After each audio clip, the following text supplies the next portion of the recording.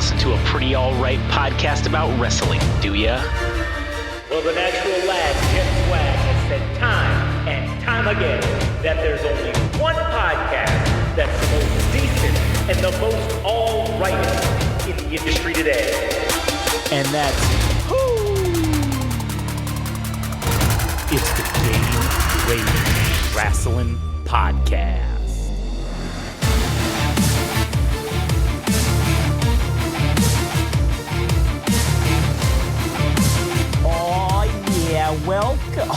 Welcome back, everyone, to your favorite podcast about wrestling on the internet today, the Game Rage Wrestling Podcast. My name's Josh, and I'm here today with good buddy Adam. Oh yes, it's the end times for wrestling, because this is well, I have some words for Survivor Series. Yeah. Today we're going to talk about Survivor Series and what happened. And listen, well, we'll get to it, but before we get to it, if you want to follow us on all other stuff, you can go to Game Rage Magazine on YouTube, Instagram, TikTok. Like, comment, follow, subscribe. Also, Game Rage Mag on Twitter/X. If you like music, go listen to All Gas No Trash. And you can follow Adam at All Gas No Trash Official on Instagram. So, Survivor Series 2024 was not fucking good. It was very bad. All the way around, it was very bad. I feel like we need to move on from the War Games and Survivor Series coupling. Yeah. And just do Go away back. with that. Go back to being Survivor Series, because this shit is getting old. Yeah, it is. We need to go back to the traditional 5-on-5, or whatever number you want to use, elimination tag match, basically, as being the staple of the thing. I'm getting tired of the cage. I'm getting tired of these two fucking rings. That's honestly, it was cool for a little bit, but now that's like some NXT, that's some AEW shit right there, okay? Like, we need to go back to the basics to make Survivor Series great again, all right? Make Survivor Series sick. We really need to make wrestling great again, okay? Because it's starting to be ass, like consistently ass. It's not starting to be. It's been ass. Yes, it has been, but there's now starting to be no redeeming quality at all that we can talk about. Because before, at least there was a good match here, a good match there. This entire pay-per-view was fucking complete garbage. No redeeming quality whatsoever that I can talk about on this pay-per-view at all. And the crowd was ass. That's another, at least we could say, like, for Backlash or whatever, okay, maybe there was like one match. But man, the French, the Germans, whatever, those crowds were fucking fire, man. They were hot as fuck. That was a cool thing. That made the pay-per-view seem better than it was. But this one, the crowd did not help it whatsoever. But the matches were just shit too. All the way around. Sure, we got some funny memes out of it a little bit with fucking Nia Jax fucking doing those shitty Hogan shots with the chair and fucking fucking that up. But again, that's ass. That's terrible. That shouldn't be happening at the level that these fucking people are wrestling at and getting paid at. And I said it to you on Discord, and I'm going to say it again on the podcast. I really think we need to go back to the days of basically indentured servitude with professional wrestling, because I think these motherfuckers have gotten too comfortable. I think they're fucking too lazy. They don't give a fuck anymore. Again, this pay-per-view, everyone was fat. Disgusting. And I'm not fucking body shaming anybody, but if you're going to be in a supremely athletic fucking sport and you're not Samoan, you need to be in shape, okay? Gunther went back to being fat Gunther again. Fucking needs to wear a shirt when he goes out there. Actually needs to wear a full bodysuit like goddamn Damian Priest, okay? That's what he needs to fucking really be doing. I am utterly offended, just as I was with Cody Rhodes being fat and out of shape and fucking that matchup.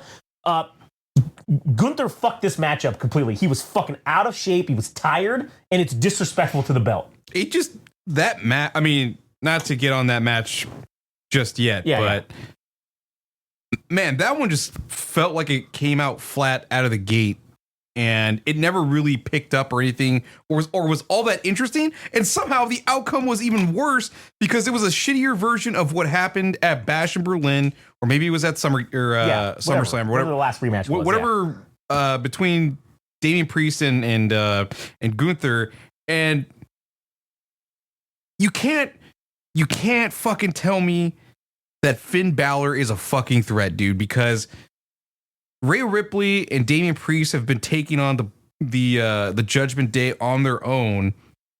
You know, it's like the inverse ninja law. I've been saying that. Right, yeah. It's the inverse ninja law.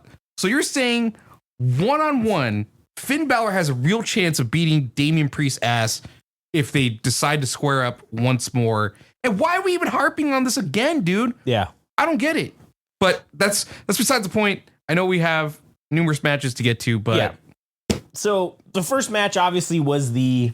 I didn't watch it. I'm gonna be honest. Neither did I. Skipped that one. So we'll just say we skipped it. Didn't give a fuck about it. The women's War Games match. There was the funny meme that we saw on the internet afterwards about Nia Jax, and that was funny. And that was it. That's all I saw of it. Didn't care. Oh, I saw the end. I saw the finish of what's her name, Rhea Ripley doing the fucking riptide or whatever the fuck it's called to Liv Morgan off the top rope and putting her through a table. Who cares? Who cares? It was ass. Why didn't they finish with Tiffany Stratton? There was two people, Nia Jax and Liv Morgan, laid out. I don't even know if it's possible if you could cash in your contract, because I think it's only one person that you can challenge, as opposed to saying, "Oh, I want this match to be a triple threat match," and she just lays on. That would have been epic, man. Because they could have did that. I don't know what the stipulations are when it comes to the Money in the Bank contract, but that should be something that should happen. Yeah. Where any match could be created, as opposed to just saying, "Oh, I want a one-on-one match with Nia Jax or Liv Morgan." She says, "I want a triple threat match, winner take all," and she just stretches herself and she pins both of them and is undisputed women's champion. Yeah, that'd be sweet. That would have been sweet. But again, missed opportunity. They fucked that up. Didn't happen. The second match that happened was the LA Knight match? Was that the second match or was that the third match? I fucking don't remember. No, I think it was. They lead with the Sheamus and. No, that happened after. I think. Well, fuck. Maybe I don't know. All right, now I gotta look it up to see what the fucking match order was, because I could not have given a shit about the order of this fucking shit. Let's see real quick. Survivor Series 2024. Okay, the match order was. Okay, we had that. Oh yeah, no, that was the second match. Was Shinsuke versus LA Knight. Okay, you're right. Yeah. And I will say, man, that match didn't even go 10 fucking minutes. Went 9:45, and honestly, LA Knight dropping the belt as he was like going into the ring, and then fucking like them trying to cover up whatever, and it almost looked like he just didn't give a fuck. And I feel like he phoned this match in and Shinsuke also phoned the match in too. I feel like. So people were saying that Shinsuke ended up taking the belt because he's allegedly been performing well enough at the house shows, so they felt like at least fans thought he was due for getting this title. I don't know. I don't see it. I don't think I don't think he. Again, I like Shinsuke, all right? Normally. I love Shinsuke. I think he's great, but I don't know what the fuck. I mean, this rogue samurai gimmick or whatever the fuck he's doing now, I don't know. It doesn't really make sense in terms of like how it's being portrayed on screen. And I don't know, man. I feel like he just doesn't give a fuck. I think he's just there for the money and that's it, which again, that's fine. I think is the problem with most of these guys. Nobody gives a shit anymore about putting on good matches. They're just like, I'm just going to go and just fucking whatever. Well, I guess we'll see. Cool, I got the U.S. title. Yeah, cool. This is great. All right, maybe I'll get a little more money next time. I don't know. It's like everybody wants to be a bullpen catcher versus like wanting to be the stud. Yeah, exactly. A stud fucking. Everybody's cool with making league minimum. They don't give a fuck. Like, everybody loves getting paid, but they're like, they don't want to do the work. Right, exactly. And and again, that match kind of sucked. It was kind of flat. It wasn't really. It was not a good match. Like I didn't enjoy it. I barely remember it. Yeah, exactly. So yeah, Shinsuke wins. That's where we're at. We get the next match was the triple threat: Braun Breaker versus Sheamus and Ludwig Kaiser. I feel like this was the match of the night, but it also wasn't. That's not really saying much. No, it's not. This was definitely for sure the best wrestling match of the night, but it did suck as well. Sheamus again, fat Sheamus, like a visibly obese Sheamus, man, like SHAMES. Shame us. Yes, he needs to be shamed. Shame us. I don't understand how, and this is the one thing that drives me insane, is all of, like, there's a ton of fucking promotion that the WWE's been doing about, like, I don't know, working out and, like, doing shit on, like, all the social medias, and Sheamus is, like, the highlight. He's in, like, every video. Like, they got him working out or doing whatever. How do you be fat like that? And all you do is apparently work out. And how are you still that fucking out of shape? And dude, Sheamus was gassed. You could tell fucking 3-4 minutes into the match, he's red. He's just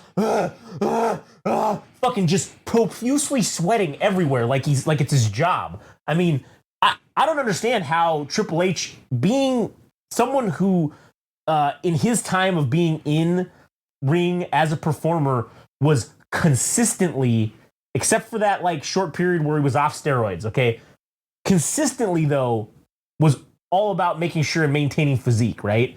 And I'll say this, sure, Triple H went through that little fat period or whatever when he had a little extra on him when he was fucking off steroids. So second Degeneration X, because he looked kind of... Yeah, it was that time like when he was like trying to have more kids or whatever, and he had to be off the gas for like a little bit to like, you know, get his sperm count up or whatever. So that's why he got off steroids like a couple of times. And those times, sure, you could tell, yeah, he wasn't juicing, and you could tell that, hey, but at least in the ring, he didn't look bad. Like, he didn't fucking get gassed out super quick. Like, I mean, he was still doing what he normally would do. So I don't see how a guy like that, who cared so much about physique as a wrestler, allows, I mean, dude, like, I would say of the male performers out there, at least 50 to 60% of them were overweight and out of shape for this fucking pay-per-view.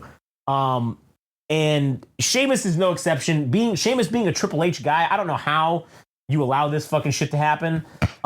Sheamus is done, man. Fucking washed up. Get him out of here. Unless he's going to get serious again and actually, you know, again, put effort into it, because that's what it tells me. It tells me that you don't put effort into, you know, your craft or whatever. Sure. I think but in their defense, I think for someone like Sheamus, I don't think he's looking to be in the main event title picture again. And plus, I think your priorities change when you get fucking older.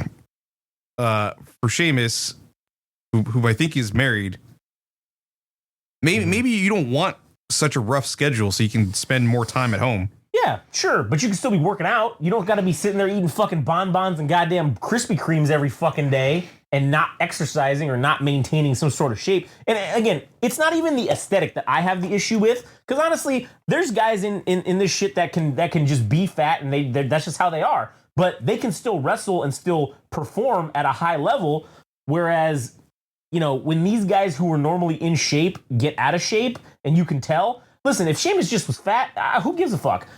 As long as he's able to perform in the ring. His performance was fucking horrific, and it was, in my opinion, solely because he's not in shape.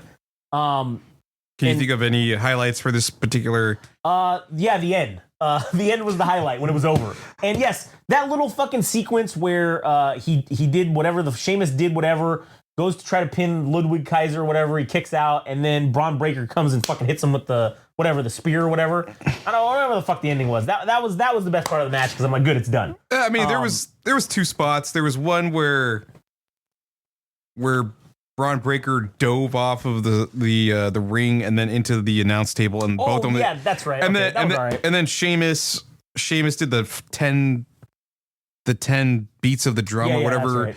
Yeah, because he was doing it to Ludwig Kaiser. Yeah, and then somehow Braun Breaker went after him, and he like caught him, and then just started doing it to him. And I don't know, it was kind of funny. It was like one of the two. Yeah, the two moments I could think. Yeah, that was good. But I think Braun Breaker is definitely. I think he's definitely fucking main event material. Yeah, 100%. I just need him to be a little bit more unhinged. Yeah, and like nonsensical. Yeah, like fucking Scott Steiner-esque. He doesn't have to be exactly like that, but I just need him to be a little more crazy. Yeah, a little crazier. And I think we're getting that. I think we're moving to that. I think that's getting there. I also don't like Ludwig Kaiser. Nah, I thought he was. He just showed he's just going to be a jobber. That's his role. Just jobbing. I mean, he might maybe get like a tag title run. Maybe he might get like a Intercontinental run when Braun Breaker's done with it for a little bit, but he's got like well, it's not exactly pencil physique, but he got a very lean look, and not that size matters all the time. But if this guy is going to distinguish himself and try to move up to the main card, if that's the aspirations of most wrestlers, is to end up being the main event guy, yeah, I don't see it for him, dude. And I couldn't even see him winning the U.S. title. Or rather, the IC title. Yeah. So I think he's just going to be one of those guys that's going to be a glorified jobber. And as you were saying before, he'll just end up getting like a few IC titles just because they need a heel. Yeah. To get us from the next face champion. He'll be like some transitional shit, and then that'll be it. Like, Yeah, good role, I guess, to have. I mean, you're still getting paid and you're still getting to do shit, so whatever. But you gotta take a few bumps. Yeah, take a few bumps. Then we get into the next match, which was Gunther and Damian Priest, which was a fucking shit show and a half. Again, I knew this match was going to be bad when Gunther walked out, and you can't see shit under the trench coat, and he's got the belt covering his gut. But like when he was coming up the stairs and after he walked down, he looked visibly winded, and I'm like, oh, this is going to be bad. And again, I'm not fat shaming him for being fat. You can be fat, that's fine. But you need to be in shape, though. You can be fat and in shape. Those are non-exclusive fucking terms, all right? You can be fat, you can have some jiggle. When he took off the belt, man, and you could just see his love handles pouring over his fucking trunks, I'm like, Jesus Christ, this is gonna be AIDS. And as it turned out, it was AIDS. This match was terrible. I fucking hated it. And I am now in the Cody Rhodes camp with Gunther. We are in the same shit again. He just repeats the same shit, and as he's getting visibly more and more out of shape, it's therefore hindering what he can and can't do within the ring. It's starting to hinder it, because when he's sitting there and he's just gassed after like fucking 6 minutes, like, shit, man, this match went 20 minutes, bro. You're like a quarter into this and you're toast. Both of these fucking assholes, toast, fucking dead, sweating, dying out there. And then you go, and that's when we get into these shitty power wrestling maneuvers. And that's all it becomes, is some shitty power wrestling and then some like shitty submission attempts on each other, because you guys are tired. So you do a couple moves and then you got to be like, oh, we need a break. So let's like do a submission attempt and then just sit here for fucking 3 minutes so we can both recover and we can both get our win back. And then, okay, we'll do another 3 move set. And then, oh, we got to go back to another submission or some other dumb shit. Or we got to just knock each other out and lay here for fucking 5 minutes. You know, Jesus Christ, guys. You know, I think we need more guys like Braun Breaker with a Kurt Angle build that are, and maybe possibly like more LA Knight-esque. Yeah. Something of that build, not. What we're saying is we need more dudes on steroids, okay? That's more dudes on steroids. Well, because let's be honest, okay? I mean, you can look at both of those guys and you can tell that they're on the gas, and there's nothing wrong with that. You can look at Gunther and Damian Priest. Neither of those guys have touched a steroid in their entire fucking life. You can easily see that. They've never touched a performance enhancing drug at all, ever. And okay, that's fine, but I'm sorry, you ain't gonna be in the main event then. I guess the point I was getting at is that I want dudes like with an Eddie Guerrero build or Kurt Angle build that are, maybe they're like just 6 feet and they're like 220 or whatever. But man, they can do the acrobatic shit. Yeah. They could do the acrobatic shit, but they could do like the technical wrestling like Kurt Angle. I feel like Braun Breaker is the only one that kind of fits that mold, and everybody else is not so much. Yeah, I agree. You know, I mean, this is going to come up in the next match, but you know who else I think is now kind of getting to that realm is Sami Zayn, man. He came out in this match looking pretty fucking shredded. And I mean, Sami Zayn can technically wrestle well, and he can kind of do some of the acrobatic shit. Maybe it doesn't look as good as maybe like Kurt Angle. Oh shit! I don't think he could do the crazy shit that he would do in like going through the like in NXT when he would go through the ropes and do a Hurricanrana, or is it a whirlwind DDT? Yeah, there you go. A whirlwind DDT. But man, so I know we've been fat shaming a lot, but this dude's starting to grow on me. Not only because of his in-ring antics, but in spite of his build, he's one of the more athletic guys in the ring because of the things that he's done. But we'll get to that when we get to the final. I love you, Solo. And okay, again, that's one of the things that I'm saying, to like not get into it now, but like to just say, you can have a shitty build and not look like you're in shape, but be in shape, right? And listen, some guys are just blessed with DNA. Some guys do shit tons of steroids. Some guys look like Randy Orton. Yes, exactly. Like, and then there's some guys that look like, you know, fucking Jacob Fatu. Fucking Yokozuna. Yeah, if you looked like Yokozuna, but you could wrestle and you could go and not fucking die, then cool, man. That's what I'm saying, is you can do that. And I think Jacob Fatu is an example of that you can not have a super fucking like shredded build or whatever, and you can be a little pudgy but still be in shape. Because he did a lot of cool stuff. He did do a lot of cool stuff. So are we getting to let's just get this match. Okay, obviously Gunther won. He retained the title with a fucking stupid ass submission. And to further piss me off as he's like leaning against the ropes and you just see fat roll after fat roll after fat roll just appearing. He had like an 8-pack of fucking jelly rolls like sitting in his stomach. And I'm like, this is terrible. Man, it makes me wonder, because I never actually got to see King Kong Bundy wrestle. That dude was... Yeah. Hefty, but if we compared Gunther to him, if your opinion would change. Listen, Harley Race was fucking... Bam Bam Bigelow. Bam Bam Bigelow. But Bam Bam Bigelow did fucking excellent work in the ring. Excellent work. He was doing backflips off the fucking top rope being that fucking size.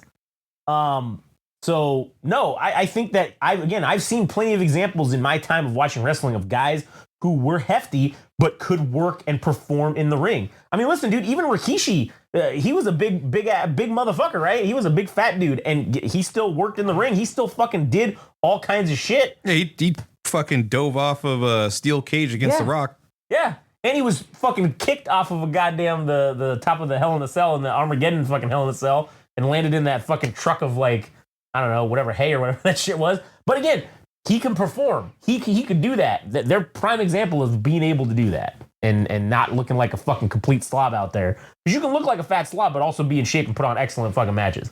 So Mick Foley, yeah, perfect example. There you go. So anyways, get into the main event. The OG bloodline. I don't know what the fuck, the half bloodline, whatever the fuck they're calling them. Roman Reigns and the Usos, Sami Zayn and CM Punk versus the bloodline proper, or the new bloodline, or whatever the fuck. Solo Sikoa, Jacob Fatu, Tama Tonga, and Tonga Loa, along with Bronson fucking Reed. Again, this match was terrible. Where are you gonna start? Well, okay, even with them coming out, right? The entrances, okay? You had the new bloodline come out, and they're in the fucking cage or whatever, and then you get Roman Reigns, you get Sam, you get all these guys, right? And then CM Punk comes out, all right? And then he starts like going up to the cage and fucking being like, as they're locked in the cage already. Yeah, agitating them. And then like, oh, everybody pulls them back and it's this whole thing. I'm like, all right, this was fucking completely unnecessary. We didn't even need to fucking see this. You're just wasting more time. This match is already going to be 45 fucking minutes long probably. So like, let's just get to the down to business and just get shit happening. Also, again, listen, I like CM Punk, but CM Punk, out of shape, all right? Out of fucking shape, man. I disagree. I think this is the best he's looked ever. I don't know, man. I don't know if it was the lighting, but he was looking extra pudgy to me today. Well, not today, but at Survivor Series. He looked like he bulked up. What really did piss me off is, and listen, I'm sure Solo Sikoa is not fucking light, but don't fucking set him up for your finisher if you can't fucking get him over. All right, how much of that was actually his fault though? We don't know what if they didn't communicate it or like. All of it was his fault because you can see Sami Zayn fucking gives him the signal like, hey, I'm gonna fucking throw you into the other guys for the next fucking shit, which is after he did the haluva kick, because everybody's doing their finishers, right? That was obviously pre-planned. So then he throws him over to CM Punk. And CM Punk picked him up. He got him up, no problem. Yes, he got him up, yeah. Okay, but then when he went to go lift him up to throw it, he tried to do it and was like, oh, fuck, oh, God. Yes, but he did, like the second time he went after it, it wasn't really a problem. Maybe he didn't give the cue to Solo, like, oh, get off my fucking back. But the second go around, Solo didn't even really help him at all. It was, he just got him up and did it. Like, but, you know, I think that, I don't know what the fuck was going on, but it looked horrible. It looked like shit. And I don't even think he was the worst thing. No, that definitely was not the worst thing. I'm just being nitpicky here, and I'm just bringing that up. I mean, I do think it looked like, what's his name? There was a video I saw of them zooming in on, what's his name? When he came off the top thing or whatever. Bronson Reed? It looked like he broke both of his fucking ankles, man. Oh, yeah, because he landed feet first before the table. Yeah, and like it looked like, and then the way his ankles turned, they're like, oh man, Bronson Reed just broke both of his fucking ankles. And I thought that was kind of funny, but. All right, so like I know we kind of jumped all over the place, but dude, I do not like Tama Tonga and Tonga Loa.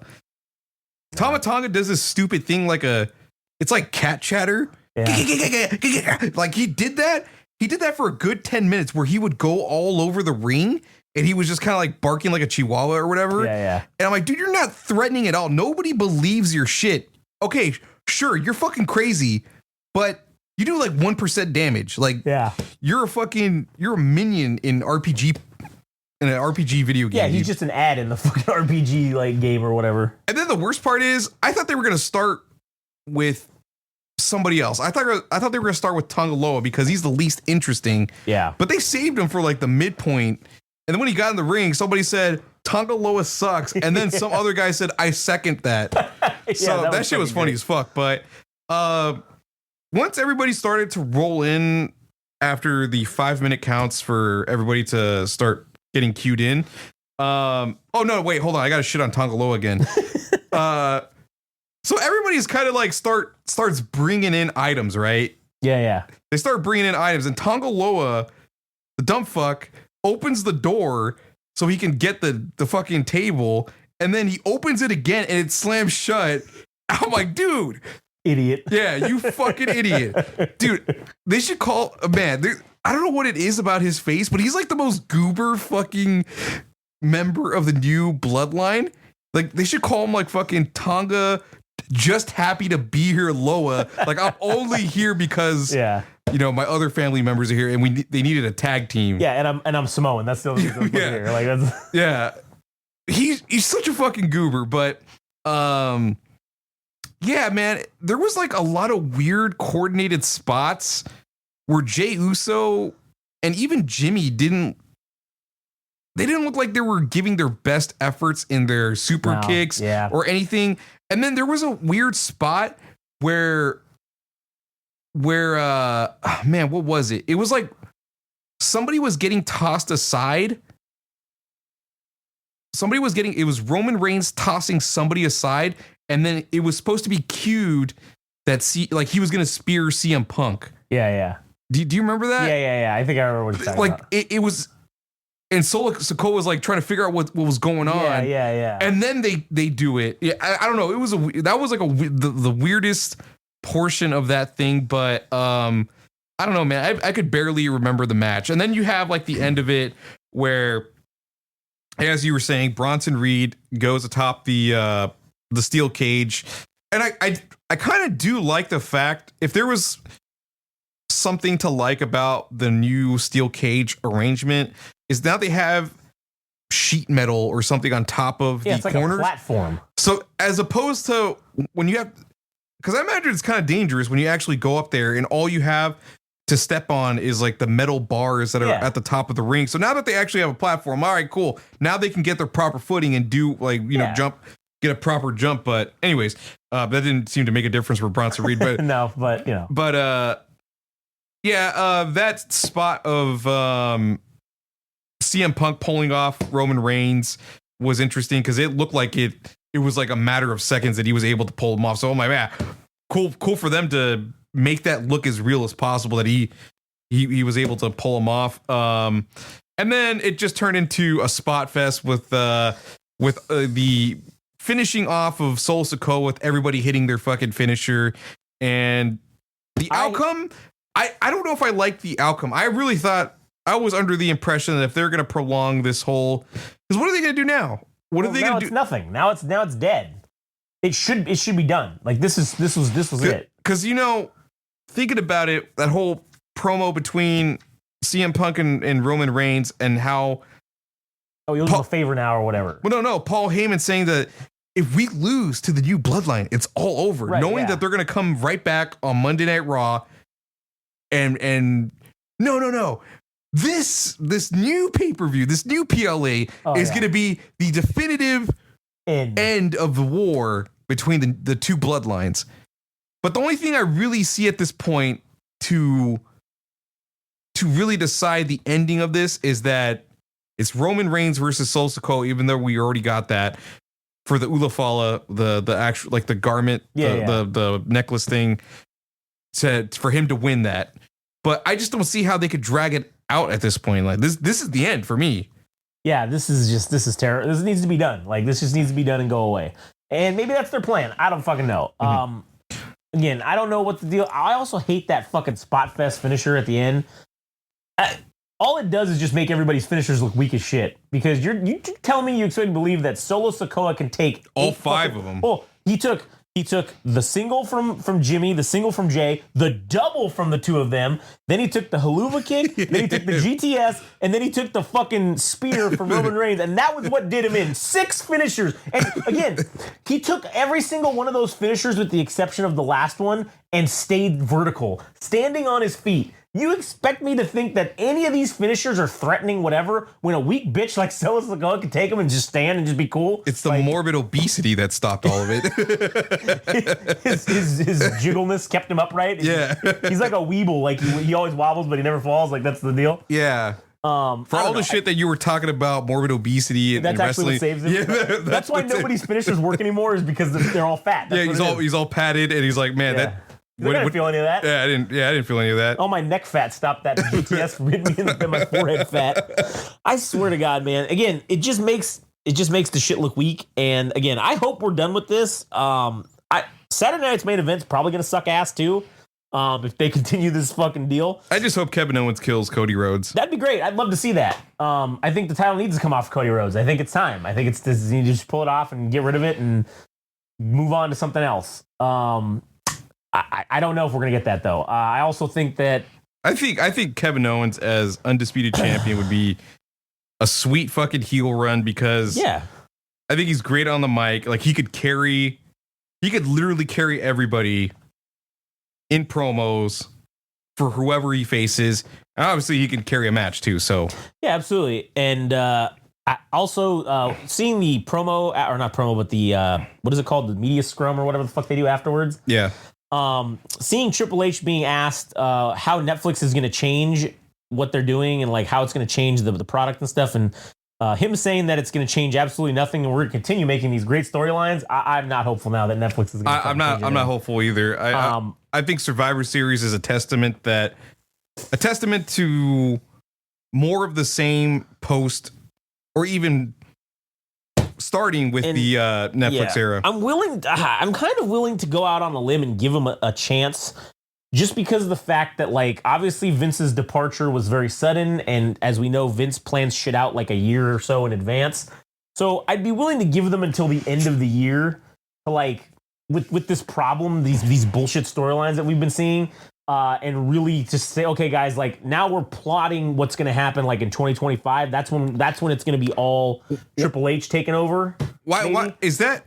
So how do you know that this is all Vince McMahon's shit being played out, and why does that matter if he's not even in the company anymore? Well, because again, I think it's just in terms of storytelling. Like they're like, okay, we got to kind of like finish out this shit, and I think that. Because again, just knowing how Vince operates and how he was doing things is they plan out like the next year's WrestleMania like a year and a half in advance. They're already plotting shit out that far. So with this, I think that they were like, okay, we got to just like play the rest of this shit out. I thought they were going to go and stop at WrestleMania, but obviously I thought that was going to be the reset of the storyline and they were going to say, okay, cool, everything's reset. We're deleting everything after this and we're going to start new. Obviously they didn't do that. I feel like they kept a lot of the same shit going, which was ass and a half anyways. And I feel like that, okay, maybe they were like, shit, we had storylines planned out till like the end of 2024. And maybe they obviously knew that this Netflix deal was going to happen, obviously, before that. So maybe that was their strategy of, okay, we can just kind of keep bullshitting with the same shit. And then once we get to Netflix, that's when we can step up the storylines. And that'll be night one. That'll be when shit starts for us, of like us coming up with our own shit. Because everything that they can book for the first Raw on Netflix needs to be killer shit. It can't be just the same old horse shit. It's got to be some killer shit. It's got to be a grand PLE, essentially. It's got to be your best PLE of the year, in my opinion, or at least the best one in the last fucking 12 months. It's got to be the best fucking one. I feel like we're going to see a lot of people, if we're going to get a redraft of the entire roster between the two rosters. Because now Netflix, as we've probably talked about previously, Netflix is paying money. Mm-hmm. Mm-hmm. So a shit ton of money. Now we know that SmackDown is the B show definitively, or at least in my opinion it is, and it's felt that way for a long time. Yeah. They're not just going to leave a few A-listers on SmackDown. Now Raw is going to be the premier flag program. So we have to see Cody Rhodes go back to Raw We have to see Roman Reigns go back to Raw.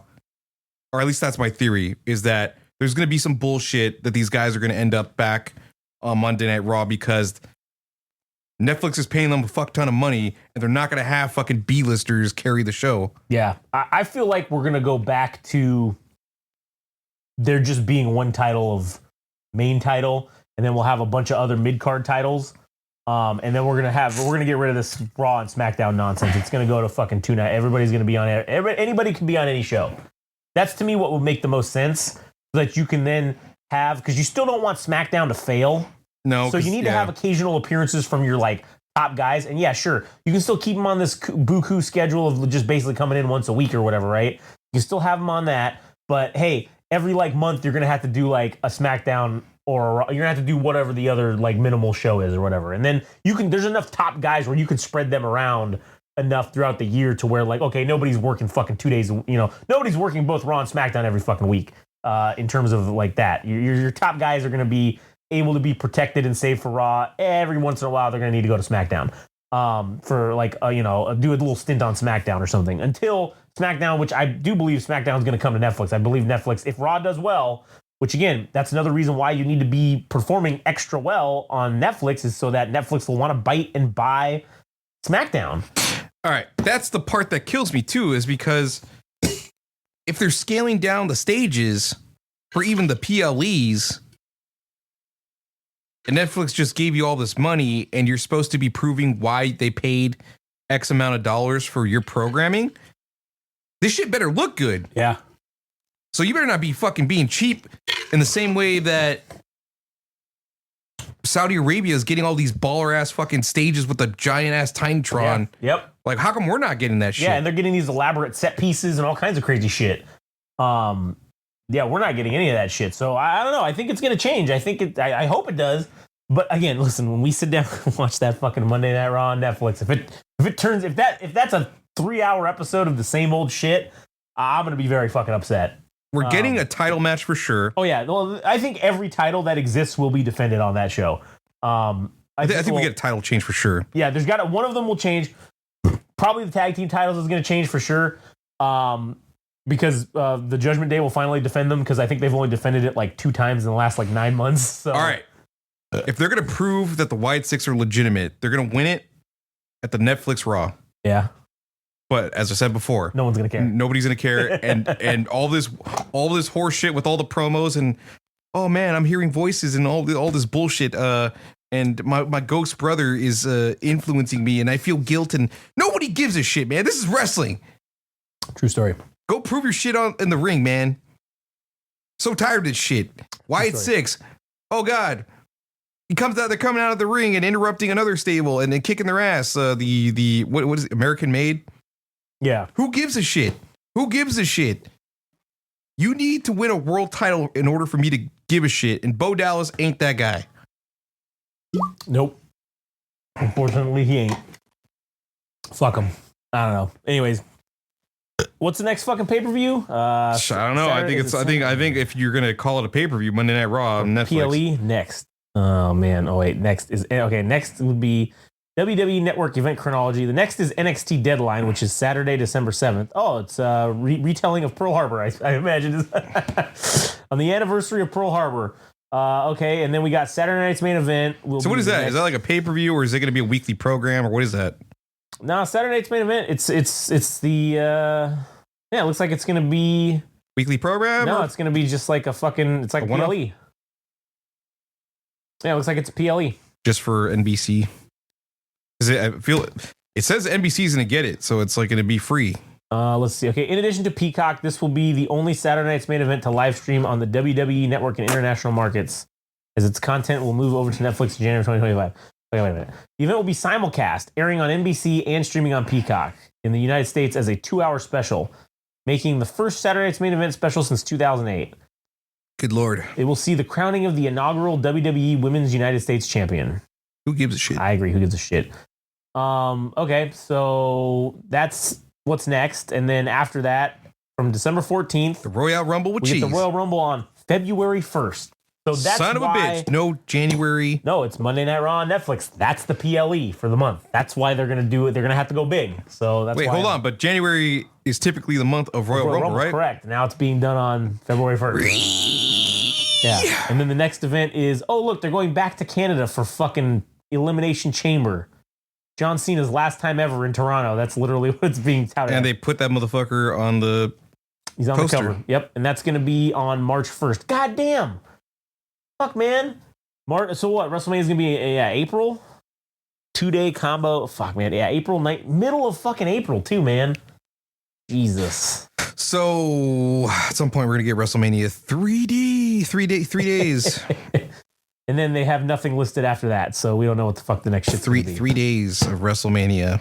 But we're going to get Royal Rumble with cheese and then Elimination Chamber. So I guess we'll see what the fuck happens. Man, this is going to be the first event held at this arena since WrestleMania 18 in 2002. Good Lord, that's God 20 damn. Plus years. That is. The last time that John Cena will appear in Toronto. Nobody gives a shit. And no one cares. Anyways, all right. Well, fuck. Stay tuned for those. I mean, I guess we'll probably, I don't know. Obviously, we're going to do Saturday night's main event. We're going to have to watch that and fucking see how fucking shitty that is. Hopefully, it's not shitty, but it'll be on NBC, so I'm sure it's going to be hot garbage. So what's basically going to happen is that it's going to be the 3-episode anime rule, except it's going to be the next 3 months or else I'm out. I'm getting to WrestleMania, and if this shit doesn't pick up, I'm out. You're out. You're done with fucking WWE. I'm done with wrestling. Oh, you're not even going to do like local wrestling and midget wrestling like we talked about doing? No wrestling at all? Maybe. We'll see. I think that's what this is going to end up turning into. Is going to be us doing local, like small independent wrestling, going and checking out those and just seeing what they're about. Mm-hmm. And then also like, I mean, listen, honestly, I kind of want to go see some Lucha Libre shows. So like those will be fun. I mean, I might get stabbed, but whatever. I don't give a fuck. It's worth it. Because it's good wrestling. Like, you know what I'm saying? Like, I just want to see that. And also, like, they're doing a lot of the midget wrestling here in, what do they call it? It's called Dwarf something or no? I don't know. They call it something, but it's coming here to Corona. Like, they're going to do it here. I couldn't tell you. So I kind of want to go see that. I think it's like next month in December. We should just go check it out. I feel like tickets are like $20. Like, it's at the fucking VFW or whatever the fuck it's called. I don't know. It's entirely possible that I'll be so disenfranchised from WWE being shit that I just won't care about wrestling at all. Damn. All right. Well, WWE, you got until WrestleMania to turn things around, or else Adam's out. All right, and then it's gonna have to be me and Frank doing Game Rage Wrestling from now on because Adam will be done. Adam will be like, "Fuck wrestling. I never want to see it again." Anyways. All right, or no, maybe I'll have maybe it'll be me. I don't know if Frank wants to do wrestling, but maybe I'll have to have Ian come on and he can do fucking wrestling, or I'll have his brother-in-law fucking come do it with me, and then we can talk about wrestling. Anyways, all right, well, I guess this will be the end of this episode. So, anyways, go check us out on fucking whatever the other shit is. You know where to find us. Yeah, you know where to go. Fuck, I'm not even gonna fuck with it. You know where to go. Go check out all our shit, and then check out All Gas No Trash on Instagram and the podcast. All right, goodbye.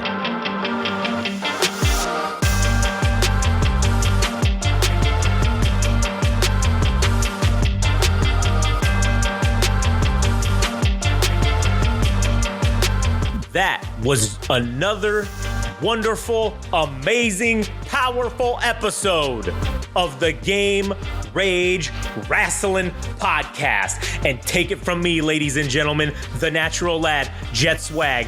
If there's one podcast, one show you should be listening to, that you should be absolutely grateful for, it's the Game Rage Wrestling Podcast. And one of the things you can do to show your appreciation for all the hard work and dedication that these boys put out day in, day out, just for you people, it's that you can go and you can subscribe and you can like and follow them on the Instagram and the TikTok at Game Rage Magazine. You can also follow them and like them and subscribe to them on the old Twitter, which I don't know what it's called now, but who cares? It's at Game Rage Mag there. Additionally, if you feel the need to really show your appreciation, which you should, then go to their website at www.GameRageMagazine.com and show us some love. Show them some love. And show some love for the natural lad, Jet Swag.